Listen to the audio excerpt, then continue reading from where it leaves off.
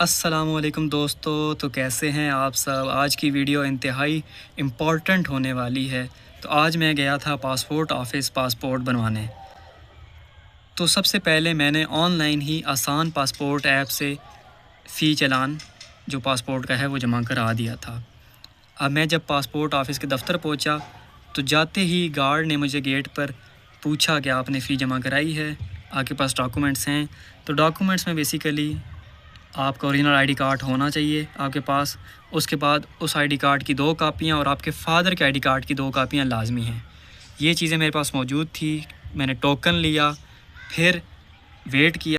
Ticket number 693 बराए मेहरबानी counter पर गया। वहाँ जाकर मैंने ये चीज़ें उन्हें दिखाई। उन्होंने जो चीज़ें रखनी थी, जिस तरह फ़ी चालान और कापीज़, वो रख ली उन्होंने। कार्ड मेरा उन्होंने चेक किया। फिर उन्होंने मेरा थंब इम्प्रेशन लिया और उन्होंने मेरी पिक्चर्स ली। उसके बाद उन्होंने मुझे एक फ़ॉर्म दिया जिस पर मेरी डिटेल्स लिखी हुई थी। कुछ उनको डिटेल चाहिए थी तो उन्होंने साथ ही मुझसे ले ली थी, जैसे कि फ़ोन नंबर और एड्रेस वगैरह। इस फॉर्म पर मैंने 2 साइन किए। फिर उन्होंने मुझे एक टोकन दिया। ये फॉर्म और ये टोकन उन्होंने मुझे मेरे हवाले किया। उन्होंने कहा कि अब आप वेट करें, अब आपने असिस्टेंट डायरेक्टर के पास जाना है वेरिफिकेशन के लिए। फिर मैंने थोड़ी देर वेट किया। जब मुझे बुलाया गया, मैं असिस्टेंट डायरेक्टर के ऑफ़िस गया। उन्हें अपना फिर से आईडी कार्ड चेक कराया और ये नया मिला हुआ फॉर्म उन्हें चेक कराया। ठीक है, टोकन अपने पास रख लिया और ये फॉर्म उन्हें दे दिया। तो अब प्ले स्टोर पर जाके पासपोर्ट आसान फ़ी ऐप डाउनलोड करते हैं। तो वो डाउनलोड कर ली। उसके बाद हमारे पास कुछ ऐसा इंटरफ़ेस आएगा जहाँ पर ई पेमेंट और चेक स्टेटस जैसी सर्विसेज हैं।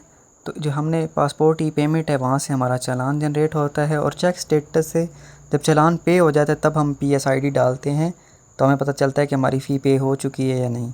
तो वहाँ से फिर दोबारा से पेड का वाउचर भी डाउनलोड हो जाता है। तो अभी हम पासपोर्ट ई पेमेंट में जाएंगे ताकि हम चालान जनरेट कर सकें। तो पहले मशीन रीडेबल की ऑप्शन आती है और दूसरी ई पासपोर्ट की। Machine readable basically simple passport है, और ई पासपोर्ट वो होता है जिसके साथ स्कैनिंग की ऑप्शन होती है, क्योंकि जब ये हम एयरपोर्ट पर जाते हैं तो वहाँ पर ये इजीली स्कैन हो जाता है और आपका टाइम बच जाता है। दोनों को बनवाने का प्रोसीजर बिल्कुल सेम है, सिर्फ फ़ीस का फ़र्क है। ई पासपोर्ट की फ़ीस ज़्यादा होती है। अब हम ई पासपोर्ट की तरफ लेके चलते हैं आपको। तो इसमें काफ़ी सारी सर्विसेज दी गई हैं, जैसे new passport, modification, renewal, lost, और बहुत सारी यहाँ पर 5-6 सर्विसेज मिल सकती हैं। तो जो आप यहाँ पर हासिल करना चाहें वो ले सकते हैं। तो हम लोग अभी न्यू पासपोर्ट की तरफ जाएंगे। तो अब मेरा न्यू पासपोर्ट है, तो मैंने न्यू पासपोर्ट के लिए नॉर्मल सेलेक्ट कर लिया है। ये भी 14 दिन में आ जाता है, तो इतना मसला नहीं है, ज़्यादा जल्दी नहीं है मुझे। तो 36 पेजेस का मेरी रैंडम ट्रैवलिंग है। मैंने बहुत ज़्यादा रेगुलर नहीं करना। अगर बहुत ज़्यादा रेगुलर बंदे ने करना है तो वो ज़्यादा करते हैं, 72 और 100। और मेरी थोड़ी ड्यूरेशन है, 5 साल के लिए मैंने किया है, तो इसकी फ़ीस तकरीबन 4500 थी। तो अब मैं सिलेक्ट कर लूँगा यहाँ पर रावलपिंडी को।